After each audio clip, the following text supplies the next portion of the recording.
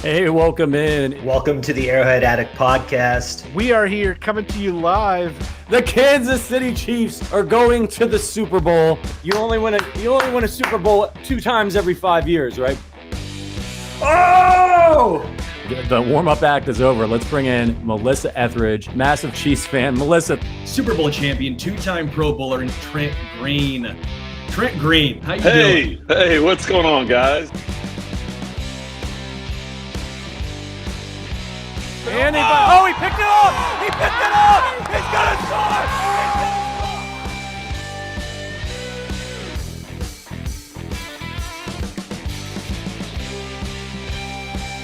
And we'll see you next week, but until then, as always, go Chiefs. Welcome. This is a special AFC West Preview Edition of the Arrowhead Addict podcast. I'm Adam Best, here with producer Richard doing his thing behind the scenes.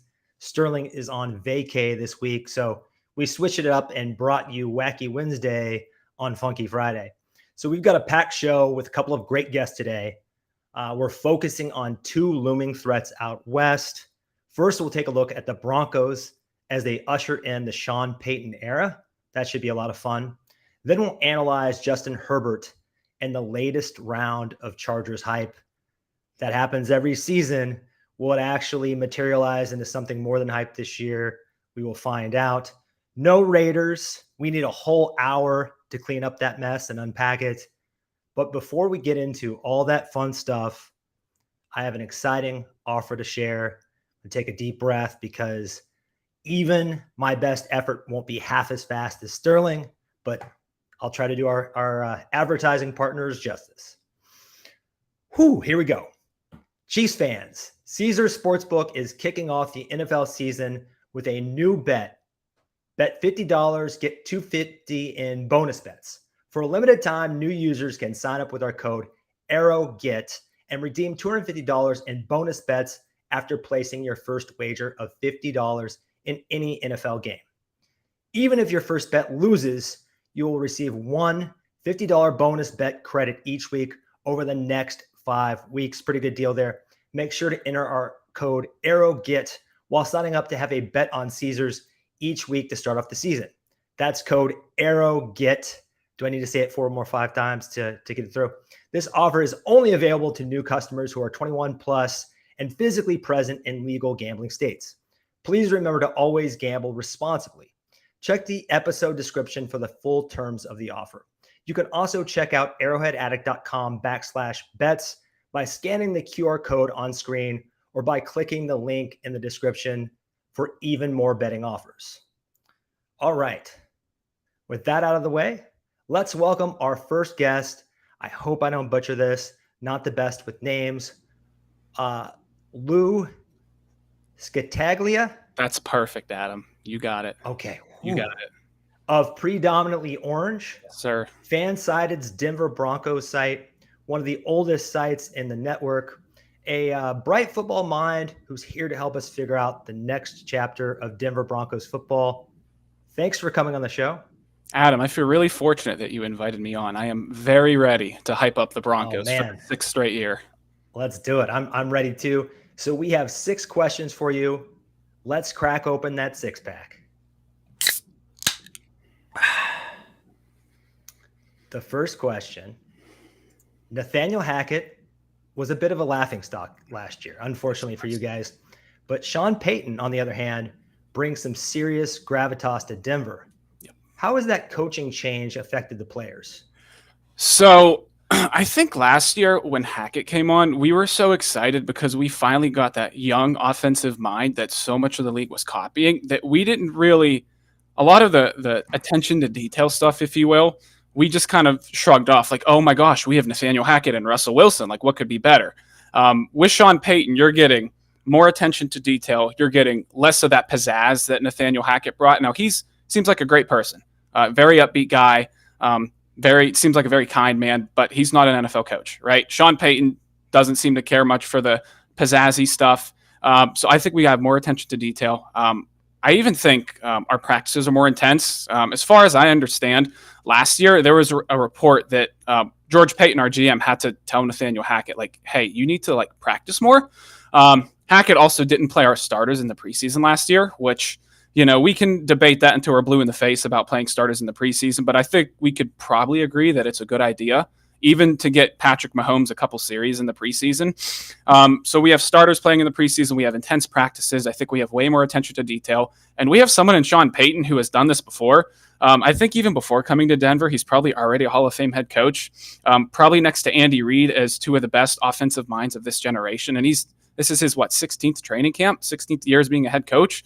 So I just think he brings something that we needed. I think when Sean Payton was brought in, we all just kind of like exhaled a little bit. That's not to say that we won't have an 8-9 season in 2023, right? Sean Payton had a few losing seasons, but I just think now that we have some structure in the building, that's something that was absent these last few years with Vic Fangio, Vance Joseph, and Nathaniel Hackett. I agree with you. A lot of Chiefs Kingdom isn't taking him or the Broncos very seriously, but here's a guy, I think he's already in the Hall of Fame. Oh yeah. It's not just his work with Drew Brees that's impressed me. Right. It's when he has to work with any other quarterback, when he makes Teddy Bridgewater or Jameis Winston looks great. Yep. Trevor Siemian too in 2021. Trevor Siemian looked like a starting caliber quarterback with Sean Payton, which was wild to me. Got the best out of Taysom Hill to the point people were wondering if Taysom Hill was a real quarterback. He is, of course, not. And then the running game is always cracking with him. But I think the biggest difference to me, a lot of these guys, we know they can coach at a coordinator level to some extent, right? Yep. But do they have the CEO type ability to kind of be that cliche leader of men and handle all the pressure, all the duties, and make everybody else's life easier? I think Sean Payton can certainly do that. And that's been your impression through one preseason? Yeah. So last year when Hackett came in, my expectations were through the roof. I'm a teacher, so I was hyping up the Broncos to my students. I honestly thought we were going to go 11-6 and make the divisional round last year. That was my official prediction. This year, I think we're going to be a better team. We're going to be a more disciplined team. We might not have the 8th ranked offense, but we might be a more balanced team. If I said we're going to have the 13th ranked offense and 13th ranked defense, and we're going to scrape together 9 or 10 wins, I don't necessarily think that is out of the realm of possibility. If you go back to 2005 real quick, the Saints were 3-13 in 2005. First year Sean Payton comes in 2006. They went 10-6, and I think they made the wild card round. I mean, I'm not saying it's going to happen again, but I think there's a lot of reason to believe that we can see the Denver Broncos with a winning record this year. If that's what we get and we get no playoff spot, I think that's a good start, going into 2024. Yeah, generally I think coaching kind of matters in the margins, but he's one of the few guys that I think can really be a difference maker. And I certainly don't expect 17 points per game again. But that leads me to our next question. Do you think a Russell Wilson renaissance is possible? And if so, tell us what that could look like. Yeah, so I think if you and your listeners want a statistical prediction, I would say go back to his 2013 and 2021 seasons. I think if right now my prediction for Russell Wilson is that he's probably around 26 touchdown passes and is probably hovering a hair under 10 interceptions. There's a couple layers to this, though. So the first layer is what went on last year. Russell Wilson was playing at about 230 pounds, so he had gained weight because he wanted to be a pocket passer. He had a bad hamstring for a little bit of the year. He had a partially torn lat. The Broncos' offensive line was dreadfully bad, coaching-wise, and we had a lot of injuries. And it's clear that the team didn't really have much of an offensive identity. Russell Wilson wanted to be that pocket passer. He wanted to be the Breeze and the Brady and the Manning. He wanted to stand tall in the pocket and carve up defenses. But the reality is he's 5'10" on a good day, and that's not how he was so successful for a decade in Seattle. So I think now that Payton's here, Sean Payton has made it work with a lesser talent at quarterback and Drew Brees. Now, when I say lesser talent, I mean less of an athlete at quarterback and Drew Brees. Russell Wilson is obviously probably one of the 3 best athletes at quarterback in NFL history. He's 3rd in NFL history in QB rushing yards. So I think, and Sean Payton even said this, recent interview with Peter King, he even said, he's quoted in saying, Russ's numbers are going to be a lot like 2021 and a lot less like 2020 or 2022. So I think if he finishes with 25 touchdowns and 9 interceptions, Like, that wouldn't surprise me. That's kind of where I think he's at. And the offense that Russ has played well in for a decade, it's we can simplify it, right? Strong run game, competent defense, a lot of play action, a lot of bootleg stuff, a lot of moon balls, right? That's what they did in Seattle for a decade. Sean Payton, I'm going to guess that he probably knows how to implement that kind of offense just because of how good of an offensive coach that he is. And I also don't think that Russell Wilson just fell off a cliff, at age 34. I don't even think we really saw much of a decline in 2021 going into 2022. So I personally have a hard time believing that he was really good for 10 years. And then year 11, all of a sudden, like, he doesn't know what he's doing. I think he's down about 15 pounds. He's been more mobile this offseason. Sean Payton has spoken about his mobility. We hopefully have a moon ball guy, if you will, in Marvin Mims Jr. So do I think he's going to throw for 4,500 yards and 35 tubs? No, I don't. I think he probably his ceiling is probably like 29 touchdown passes. And I think he's probably not going to throw more than 10 interceptions. So again, if you want a statistical reference, look at his 2012 seasons, 2013 seasons, 2021 seasons. But obviously, we won't know until we hit the field. But I have faith, and I've tried to put my bias aside here as a diehard fan. I have faith that Russell Wilson will look somewhat like his old self. And that's as far as I'm willing to go right now. Got you. So the numbers you threw out there, like mid-20s touchdowns, 10 or 12 interceptions. Yeah. That's kind of like a slight Aaron Rodgers year. I think that's what Aaron Rodgers did last year. That was a down year for him. Right. I kind of think with Russ, now hopefully father time comes for everybody, especially when you're an athletic quarterback. It came for Cam Newton very, very early. Hopefully that's not the case. Personally, I think you just cannot let this guy cook and be, the head of his own restaurant, right? You need a sous chef. You need a very limited menu. You need to stick to the ingredients that he knows how to work with. And it's interesting with his pinch it for play action and that moonball you spoke about. Yeah. The first big thing Sean Payton does is he comes in and trades for Marvin Mims. And if you think back to some of the guys he had in New Orleans, some of those deep ball guys, Kenny Stills comes to mind. I'm sure there are quite a few others. But I think that kind of tells you he's wanting to get back to the old Russell Wilson.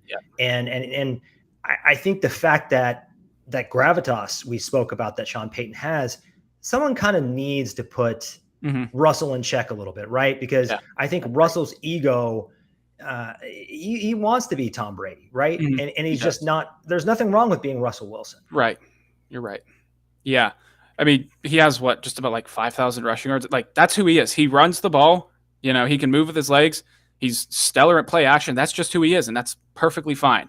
I understand why he wants to be that pocket passer, because those guys are seen like at the QB Mount Rushmore, Peyton Manning, Tom Brady, Joe Montana to an extent. And I think this offseason he did accept it. We've had rumblings and various reports from people in the know that have more or less said that Russell Wilson has kind of accepted the offense that Sean Payton is implementing, and it's going to look a lot like the Seattle days. And if that's the case, if Russell Wilson can get out of his own way and play within the structure of the offense, then maybe we see a repeat of the 2012 through 2015-16 Seattle Seahawks. Maybe the Broncos end up becoming a contender. I mean, that would be great, but again, we won't know until week one kicks off. Well, you guys have the secondary. You got to keep adding to it, but a Legion of Boomy path may be possible. But for that path to be possible, going to need a strong running game. Javonte Williams, he's kind of made a miracle recovery after tearing every CL in his knee. Literally. I mean, like everything you could tear in his knee. Is he really back to being 100%?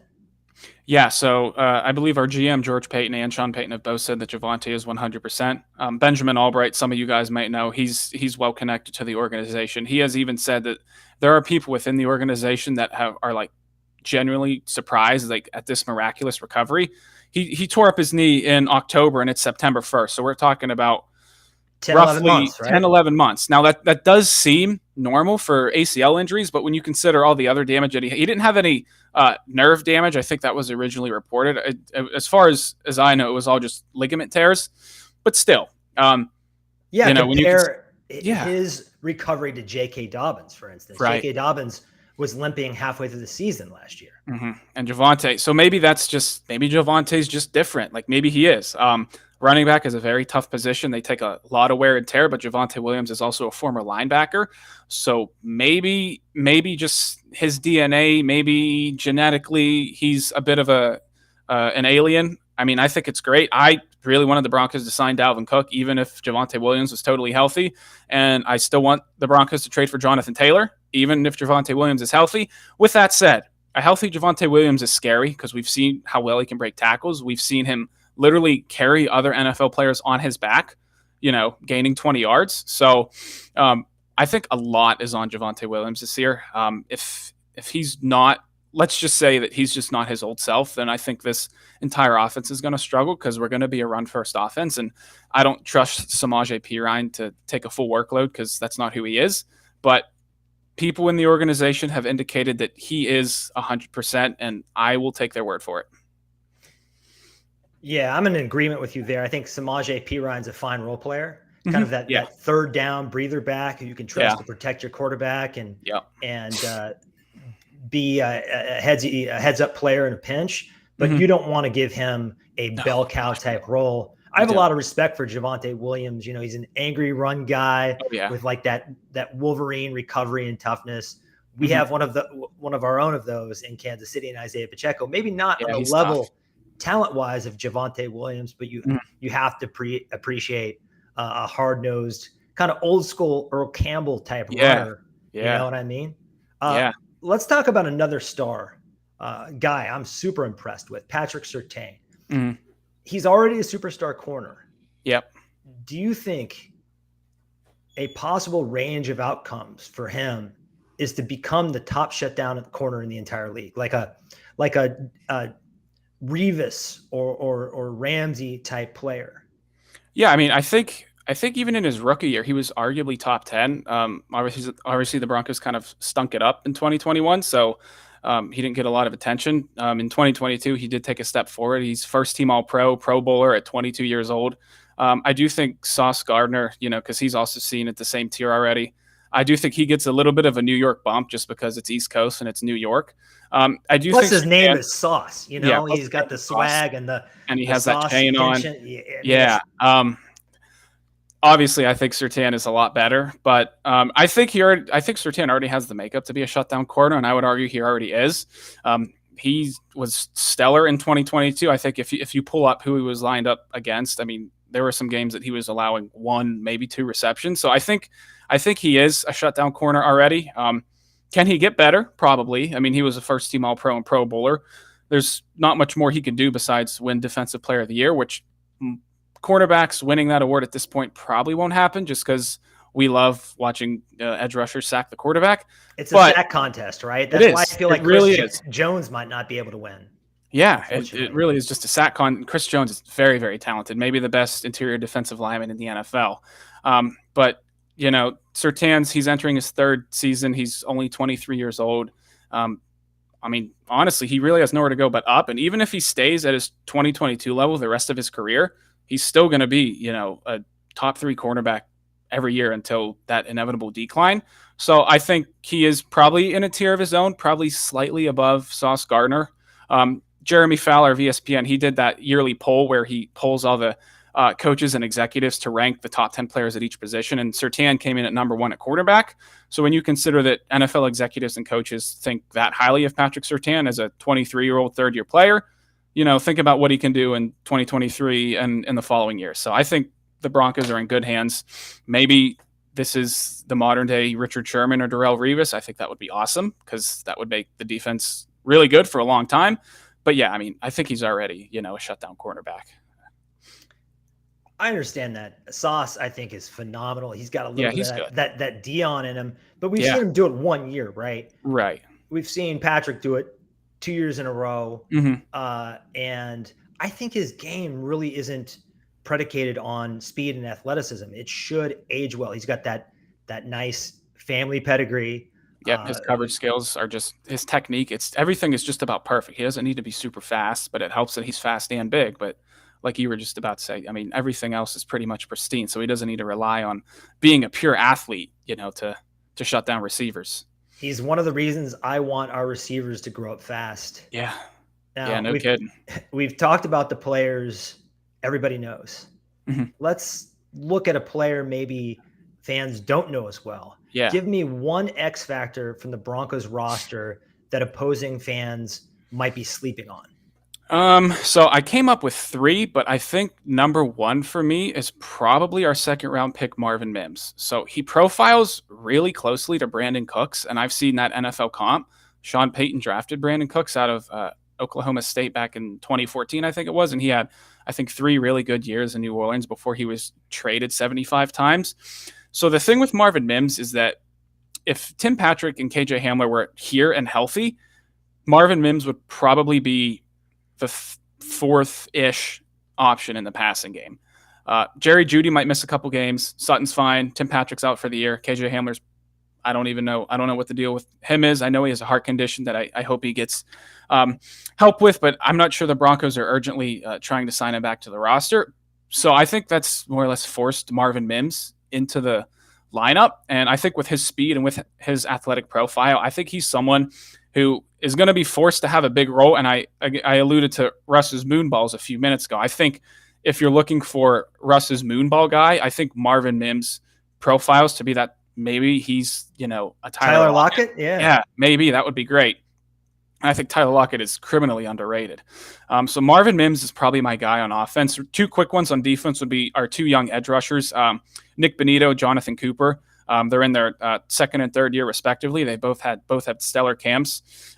They're sitting behind Randy Gregory and Frank Clark on the depth chart. Obviously, you guys know a lot about Frank Clark, but I think those 2 on defense could probably do some damage because Vance Joseph loves to blitz, and those guys can get to the quarterback. But I think Marvin Mims is probably number 1 is the team's biggest X factor for this year. Now, Nick Benito, he's kind of a underweight speed freak. Is that the right way to classify him? Has he bulked up a little bit? He has. Out of Oklahoma, right? Mm-hmm. Yep. Yeah, so he was more or less a pass rush specialist coming out of college. He didn't really do much in his rookie year, but this year, he did bulk up a little bit. I think he even alluded to how he's playing fuller, and he's playing it just looks like he's an NFL player this year. And that's fine. Players sometimes take 2, 3, 4 years to hit their stride in the NFL. So Benito might not be a full-time starter this year, but it seems like he's going to be more polished this year. I'm not sure if he's good against the run quite yet because we haven't really seen a ton of game action, and that's also something that he doesn't do well. He doesn't really defend the run well. But, yeah, I mean, Benito can get to the quarterback, and if he's playing at a heavier weight and he's playing a little bit faster and with more power, then, watch out. Guys like Yannick Ngakoue have made a career out of being horrible against the run, but being kind of a pass rush specialist. So maybe we'll see that from him. I got to ask you this. I know it's going to hurt. Okay. The Broncos haven't defeated the Chiefs since 2015. It's a long time ago. 15, I was still in high school. Ooh, I was not still in high school. I'm pretty old, but 15 games ago. Yeah. And last year there were a couple of scares. And one of those games was very close until Wilson went out, right? The Chiefs came out roaring, and then they kind of had a little bit of a lapse, and Mahomes threw some interceptions. It was a tight game. I think some of your defensive players made some crazy interceptions. So is this the year that the streak finally ends? So us Broncos fans, we like to say that this is the year that we're going to do it. And some of these 15 straight losses since 2015, there have been some close games with the likes of Joe Flacco, Drew Lock, Teddy Bridgewater. Last year with as dysfunctional as the Broncos were, the fact that they kept both games close, to me, inspires a little bit of confidence that maybe our home game against you guys, that we can eke it out by a field goal. I just think there's going to be such a big difference in coaching. And I think if we just have a little bit better injury luck, that yes, we could squeak one out. Would I be surprised if we lost both games again? No, not at all. The Chiefs have won, 2 Super Bowls in 4 years. Mahomes is probably the best quarterback ever at this point in terms of talent, and he's certainly on that pace. Keep it coming. Yeah. But yeah, I think there is a chance. I wouldn't be surprised if we beat him 27-24. I will also say if Chris Jones is legit about holding out until week 8, that means week 6, I'm looking at the schedule on the wall. Week 6, we have you guys in Kansas City Thursday. And if Chris Jones is not there, if our interior offensive line doesn't have to deal with that pressure from Chris Jones, I think that really gives the Broncos a nice chance. But again, I'm not going to be surprised if, we get blown out one game and barely lose the other one. But if you told me that we beat the Chiefs 27-24 this year and finally end the streak at home, probably, I wouldn't be surprised. I think Sean Payton knows what he's doing. Vance Joseph is a veteran coordinator. If Russell Wilson is his old self, the Broncos have stability at quarterback. It could be a coin flip game. The Chiefs, as good as you guys are on offense, besides Travis Kelce, you don't exactly have the best of talent at wide receiver, I don't think. So maybe if the Broncos can sort of minimize Travis Kelce a bit in one of these matchups, maybe Mahomes is strained enough that the defense can, keep him under 30 points. But if I was a betting man, I would say our home game, I would be willing to bet that we do. It will be a very close game either way, but I do think just with the way that this team is trending, I think we're trending up. I think we can eke one out this year, but I say that very carefully because you guys have owned us since I was a senior in high school, and I now teach high schoolers for a living. So, only time will tell, but I have a little bit of confidence. About our receivers, we like to say that they're unproven because we think there's a lot of talent there. Justin Ross is a dog. Justin Ross, Sky Moore, Mm-hmm. Early declare from a small school, winning the top 2 rounds. The last one to do that was Javonte Adams. Yeah, he didn't start fast either. Yeah. So we're hoping Rashee Rice. Mm-hmm. We're hoping some of these guys pop. But hopefully, when we play you guys the first time, Jerry Jeudy will be there. Chris Jones will be there. We'll get the game we all deserve. The most talented, that would be a good show if everyone's there and ready to go. Lou, you've been a great guest, taught us a lot about your Denver Broncos. We'll definitely have you back on the show. Thanks for being with us today. Thank you for having me, Adam. It was fun. Sure was. Whew. There seems to be some cautious confidence in Bronco country, and I don't blame them. There's an adult in the room now. So we've got one half of our show out of the way. Again, we're not doing the Raiders because an hour isn't enough time to unpack that mess. Let's welcome our second guest. You're really challenging me with the names today, guys. David Droegemeier. Do I got that right? Droegemeier? No, man, no. It's Droegemeier, but it's okay. I'm not holding it against you. You haven't heard it pronounced before, so no big deal, man. David Droegemeier. Yes. Okay, now I have it. Of the Locked On Chargers podcast. He's a savvy analyst, all thing bolts. He will kind of help us figure out what's up with the upcoming phase, kind of 2.0 Justin Herbert, or 3.0. Is it 3.0 now? Maybe 3.0, because you have Kellen Moore. Will this technically be his third offensive coordinator? Yeah, okay. Yeah, so it sure would be. We will call it 3.0. Thanks for coming on the show. We have 6 questions for you, so let's crack open that 6-pack and get started. Let's get it. It's annual Chargers hype season. I've got to tease you a little bit about that. It's been a thing since, gosh, I got to say, almost since the last time the Chargers won the division title in 2009. It's almost been 15 years. And back at the end of that decade, the Chargers kind of look like the Chiefs do now. 4 years in a row or something like that, really dominated the AFC West. Is this the year that they shock the world, beat the Chiefs, and win the division? Yeah, I think there's a legitimate possibility of that happening for the very first time in a long time. I feel like you can really have some optimism there just because talent has never been a problem for the Chargers. I think that we can all sit here and say for the last several years, they've had some of the best talent in the NFL, but talent is not all that is what's going to allow you to get it done. You have to have depth as well. And I think this year is what separates this Chargers team from the teams in the past is they have the depth to be able to weather the storm with injuries. And I think if the Chargers stay healthy, you just look up and down the roster on both offense and defense, you would be hard pressed to find another organization, another team in the NFL that has as many stars at every single level. Yeah. age could be a factor, but you have Derwin James. I mean, you won't find a better safety than Derwin James. Keenan Allen and Mike Williams. That's a great 1-2 punch. Rashawn Slater, one of the best left tackles in the game. Eckler, Herbert. You got a top 6 quarterback and Herbert. I could keep going. I'd go top 4, but yeah, okay. It's tough for me to rank. I think Hurts has a heck of a case, but he's less proven than Herbert and Lamar. So for me, it's who's fourth and who's fifth between Herbert and Lamar. Lamar they're all there right there for sure. But yeah, I think he's definitely up there. And when you surround a legitimate franchise level quarterback with that kind of star power, as long as you're doing a decent job filling in those other spots, you should be right there in the playoff mix every year. Hopefully next time you guys get a lead, you will keep it.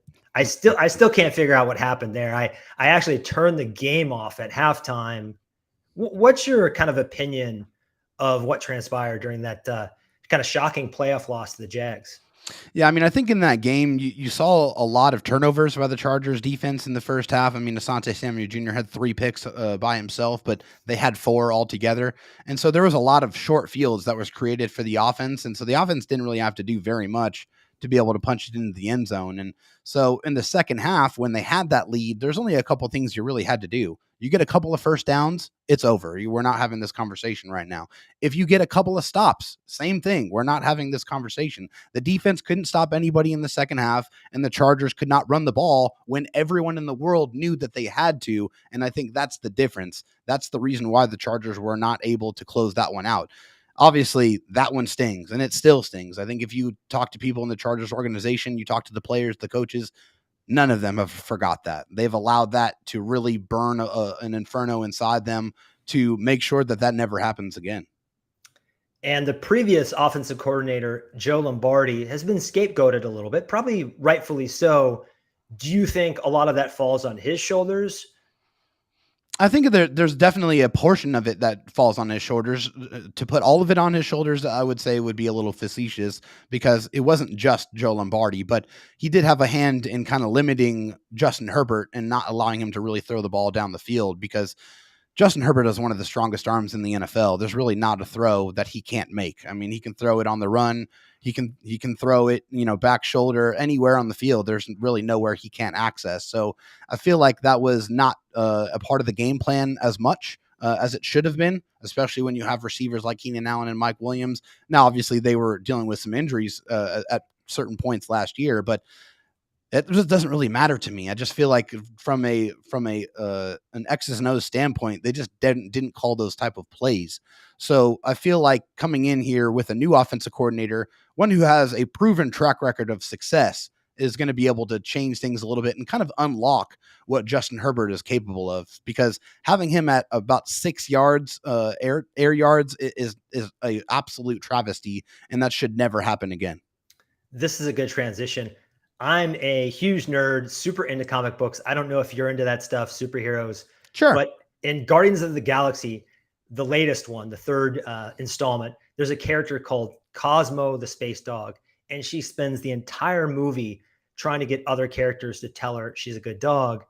And Justin Herbert, to me, from the outside looking in, seems to have kind of that people pleaser personality. And I kind of feel like the previous regime kind of instilled in him, do the right thing, take what's there, don't get outside yourself. And for me, seeing an alien like Justin Herbert with an unlimited toolbox, I just think, let it rip. So does he need to stop worrying about being perfect and doing the right thing and all those kind of lessons that were drilled into his brain, and just let it rip? Yeah, I don't know if he really is a people pleaser. I feel like Justin Herbert's not really a guy who cares about what people say about him. He's not really big on social media. He doesn't care about that. So as far as that's concerned, he's just all business. He's all about football. I think the bigger reason behind that is Justin Herbert has such a fast processor. He can really process the field at a very, very high rate. And his brain was programmed to make the right play. And a lot of the times that was hitting the check down. And so part of what Kellen Moore had to do this offseason was try to say, hey, Justin, take an extra beat. You can make the throw. You have the athleticism to slide and be able to make extra time, give yourself extra time to be able to hit those throws down the field. You need to take some chances because you can make those throws. So yeah, part of that was kind of reprogramming and kind of changing the mentality a little bit. He was a little bit more robotic last year. Obviously the stats still looked pretty good, but that was also Justin Herbert dealing with fractured rib cartilage for most of the season. Right. That happened in the first Kansas City game. And also a torn rotator cuff towards the end of the season. A torn labrum. But either way, Justin Herbert was dealing with all kinds of injuries, but still threw for almost 4,800 yards. So Justin Herbert here with a coordinator that's going to say, hey, go take the chances. We're going to call the shots. We're going to let you go be you. And we're going to unleash the dog, take the dog off the leash. I think that's what we're going to see out of Justin Herbert this year. Brought it back to the dog. I like that. I think what I meant by people pleaser is that just really wants to make the coaching staff happy, execute the game plan. He's just a very focused, serious professional guy. I'm a big fan. Yeah. For most quarterbacks, I would not recommend this to play more out of structure, right, like a Patrick Mahomes or a Josh Allen. But for him, he really has everything you'd want. He's got the cannon arm. He's kind of sneaky. He has sneaky athleticism, I would say. Would you agree with that? Absolutely. So I would like to see him scramble more, extend plays, play out of structure, and make things happen. He definitely has the receivers. Right. Well, he couldn't really do that as much, Adam, just because of the rib cartilage injury that really prevented and really restricted his movement. And I think that's one of the parts of his game that you didn't really see was the rushing aspect. And to be able to, when you need to play out of structure, that means you have to extend the play and run out of the pocket. And for the first probably 2.5 months of the season, Justin Herbert was trying to figure out how to deal with living with that injury. And so that really restricted the way he was able to throw the football and the type of plays that the Chargers were able to call for him. Was he too tough for his own good?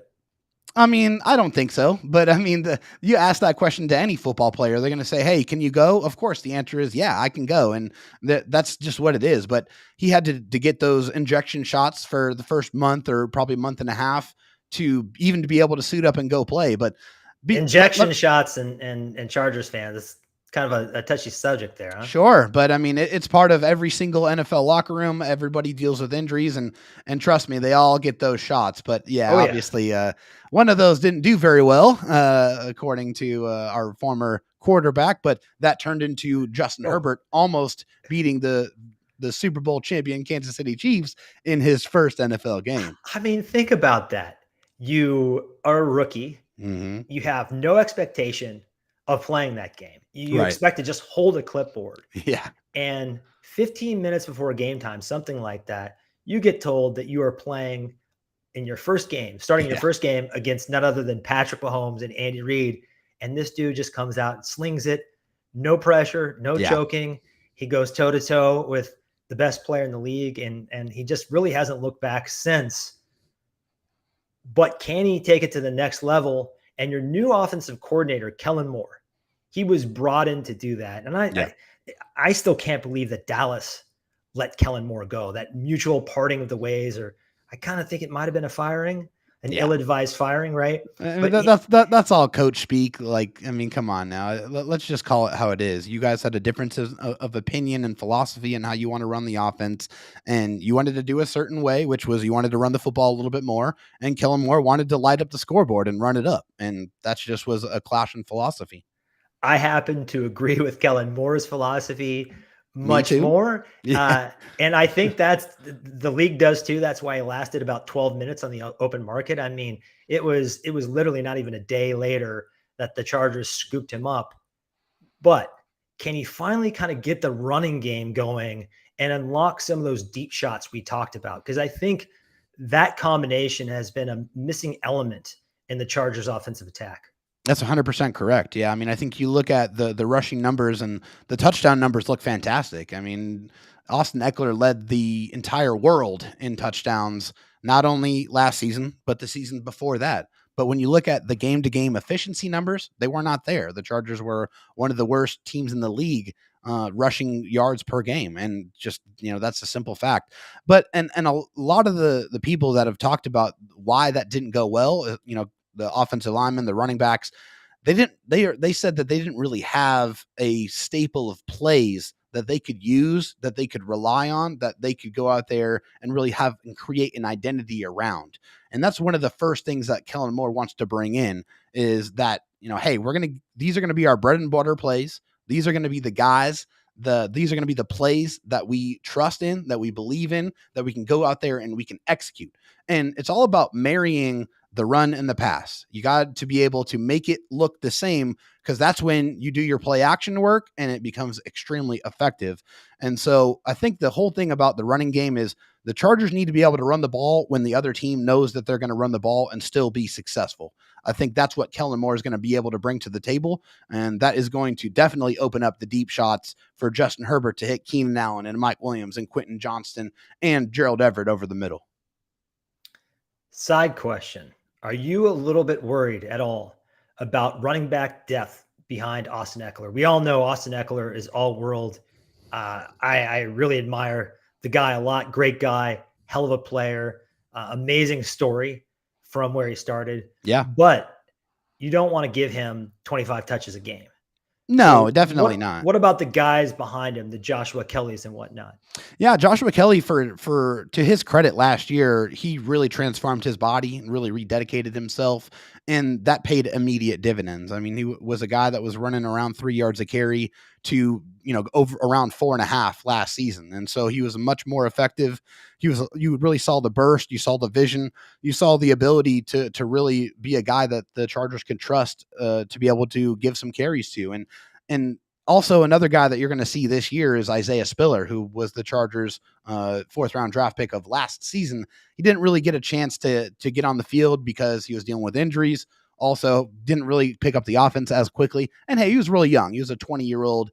This year, he kind of did the same thing that Joshua Kelly did. Went out there, put in the work, got his head in the playbook, really, really got an understanding, and he looked really good. I mean, Joshua Kelly in the preseason ripped off about an 80-yard touchdown where he ran away from everybody. So, I mean, to have that ability. Also, Isaiah Spiller did the same thing. It just got called back for a hold, but nobody was able to catch up with him, and that was a 70-yarder that got called back. But I think right now the Chargers are feeling a lot better about their depth that they have at the running back position, because you're right. The best way to keep Austin Eckler fresh is to be able to use him a little bit more sparingly. He's still such a weapon in the passing game, but if you can limit his touches a little bit, just give him a breather, especially in the middle of the season, I think you can help get the best version of Austin Eckler when the games really count towards the end of the year. Yeah, we have a poor man's version of Austin Eckler named Jerick McKinnon. Yes. And we basically just keep him on layaway until the winter, and let the other guys take the beating. Exactly. Isaiah Spiller, Chiefs fans kind of have an inside joke about his father, but he definitely has football in his DNA. Hate to ask this and knock on wood, but can the Chargers actually stay healthy? Or is this truly some like snake bitten injury prone team? Because it really is bizarre, right? It is. Yeah, it's tremendously bizarre, obviously. I mean, you're dealing with the quarterback that was hurt, the left tackle, I mean, the center, both your wide receivers at different points, your $27 million defensive end in Joey Bosa, JC Jackson missed, your $82.5 million corner. I mean, I can go on and on and on with the injuries, but the Chargers, they cleaned house. They got rid of their entire training staff. They completely brought in somebody new. But I mean, hey, I'm sitting here trying to get that answer as well. I have no idea if they're going to be able to stay healthy. I think what most Charger fans hope is at least it just regresses to the mean. I think if you just get a little bit more injury luck and you're able to keep those key guys healthy, the Chargers can play with anybody. They have the talent to line up and square up against anybody in the league if they are at full strength. Obviously, the Chargers have to have contingencies in place.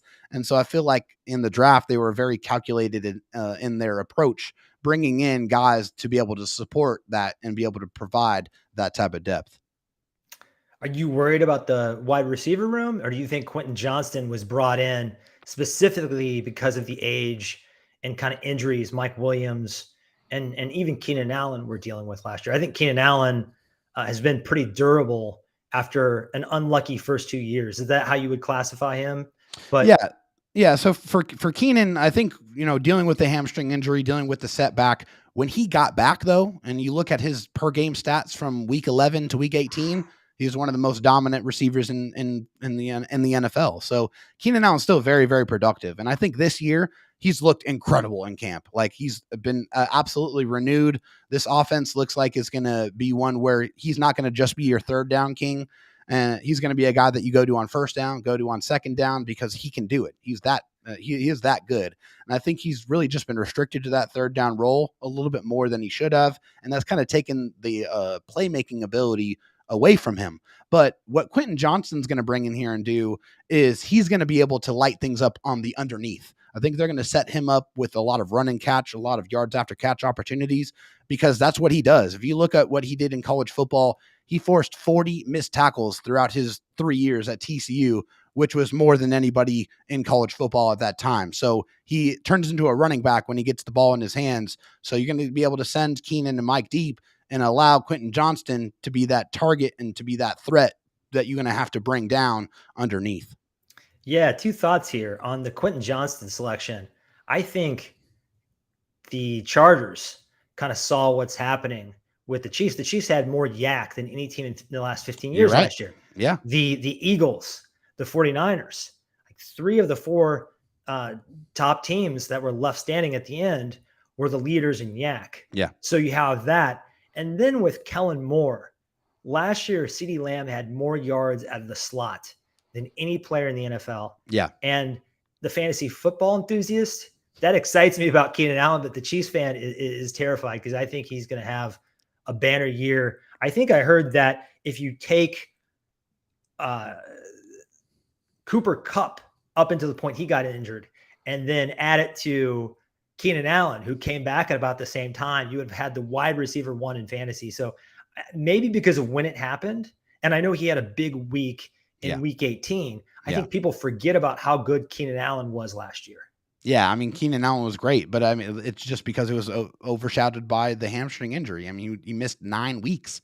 And obviously, when you miss that amount of time and you have a setback involved in that, and you're on the wrong side of 30, people are going to come to the natural conclusions of, hey, he lost a step or he's not as effective. That's not the truth. I think that couldn't be anything further from the truth. And I think Keenan Allen is going to put the league on notice this year.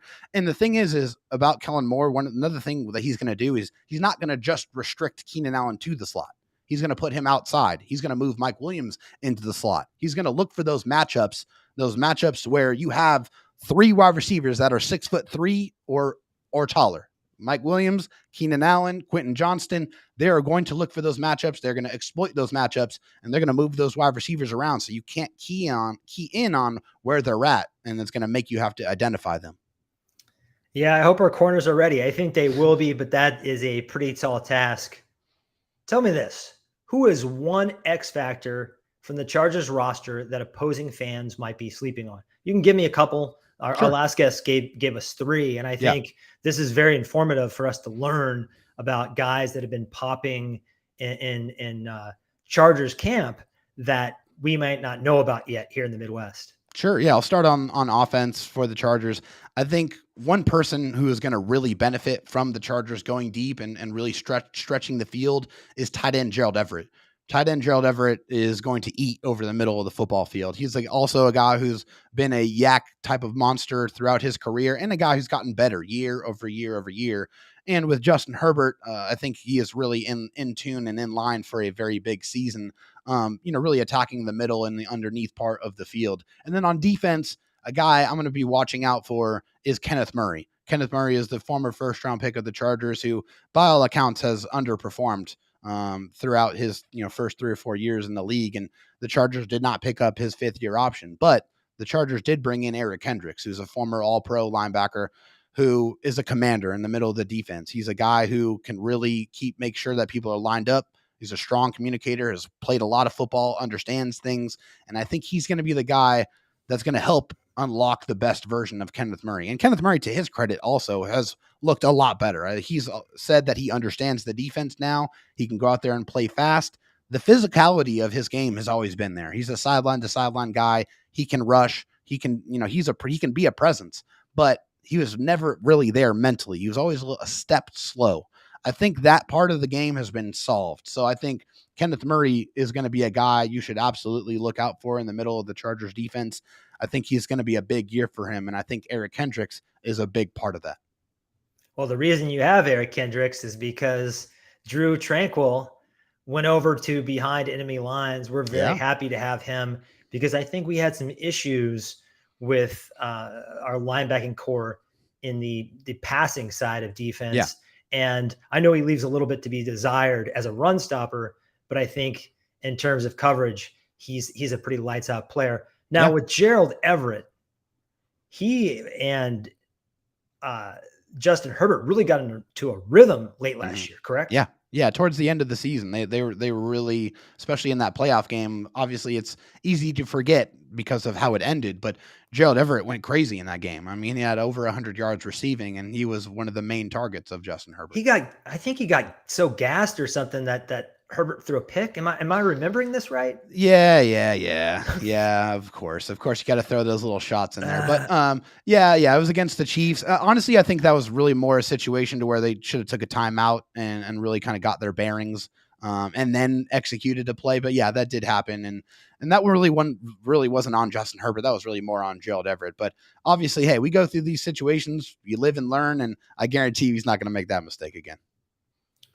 Well, maybe some of that is because Brandon Staley, who has been hailed as a defensive genius, and is one of kind of the I would say the architects of the kind of too high Vic Fangio stuff. He was one of the kind of thought leaders, who shifted things defensively in the league.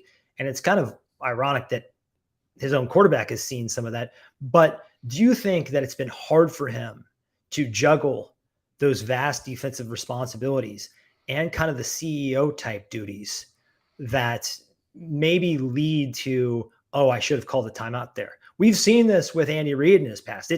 He's one of the greatest coaches of all time. Yeah, absolutely. And it took him, I don't know, a decade or longer to really master that side of the job. And it still rears its ugly head from time to time with even Andy. So where do you think Brandon Staley is at with juggling defensive mastermind with CEO of the entire roster? Yeah, I mean, I think the thing to remember is that this is his third year as a head coach. And so he's still very, very new. I mean, all of those responsibilities are still, something that he has to get used to and he has to get comfortable with. But I feel like, those are the type of growing pains that you have to go through, and you're going to correct those mistakes going forward. But I feel like they got a new defensive coordinator who's, been in-house, which is Derek Ansley, who is a guy that's been able to produce some tremendous development with the Chargers secondary. I think there's a couple of guys that you can point to, like Michael Davis, like Jazeer Taylor, guys that have really, improved their game. And I think Derek Ansley is a big part of that. Brandon Staley is still going to be calling plays on defense. I mean, it is his defense after all, but I feel like his supporting staff is going to be able to take some of that pressure off of him to allow him to do his job at a higher level. I think procedurally, the former coach of the Chargers, Anthony Lynn, had a lot more problems with those game management type of decisions. And I honestly feel like even with the, younger head coach, Brandon Staley is a little bit better at it than he was. My bit of criticism for Staley was, I think maybe he was really aggressive on fourth down. Mm-hmm. And then the old school kind of football guys got on to him about it. And I feel like he backed off a little bit. And I don't think it's necessarily that. I think it's just for Brandon Staley, he just said it's like it's all dependent on the team that I have. And I think the first year, Brandon Staley recognized that defense wasn't the type of defense he wanted to run because he didn't have the right personnel to be able to execute it more effectively. So who do you trust more? A defense that you don't really have the right personnel to run, or an offense with Justin Herbert with all the weapons available to you? So it's more like, who do I trust in this situation more? And of course, the answer more often than not was Justin Herbert in the offense. And also the special teams unit was really, really bad too. So that plays a factor in the decision. Last year, the special teams unit was much, much better. The defense was a little bit better, not much. But that's, I think, what factored more so in the decision making. It's really, you have to make those type of decisions based off of what team you have in that current year. I can see that. So it's more of a story of being overmatched defensively that first year versus, I'm going to let Boomer Esiason and co bully me out of that kind of aggressive mindset. I have to tell you, as a Chiefs fan, I get very sick of teams going for it on 4th and 5 and 4th and 6. So that you guys have backed off of that maybe a tad. I really thank you for that. Before I get you out of here, I want to get your prediction for this series. Chiefs sweep, 1-1, Chargers sweep. What are you taking? Yeah, I'm not going to go with a sweep on either end, just because if you look at the last 4 times that the Chargers have played the Chiefs, it's all come down to 7 points or less. So there's no team in the NFL that plays the Chiefs harder or closer than the Chargers do, and that's a fact. I think that you can confidently. The Bengals might have a little bit of an argument, but I agree that the Chargers play the Chiefs.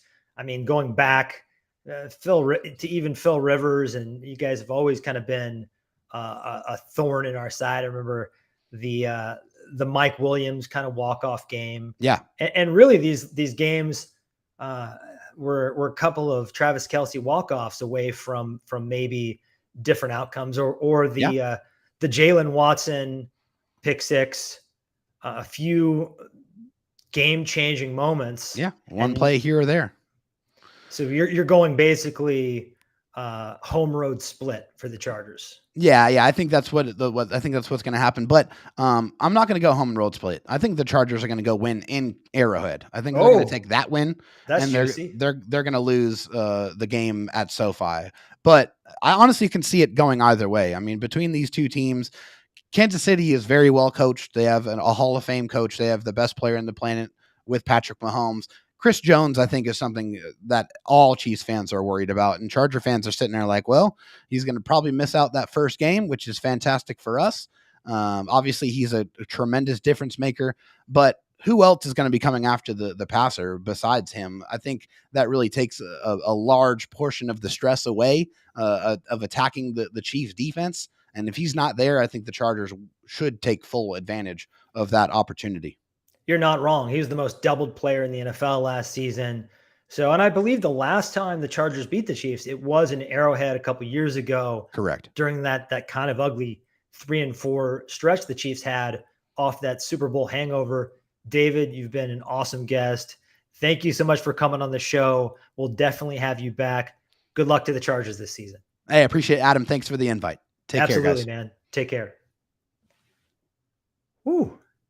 I love learning about these other teams and their perception versus our perception, because it's easy for Chiefs fans to just sit here and say, we've been on top for 7 seasons.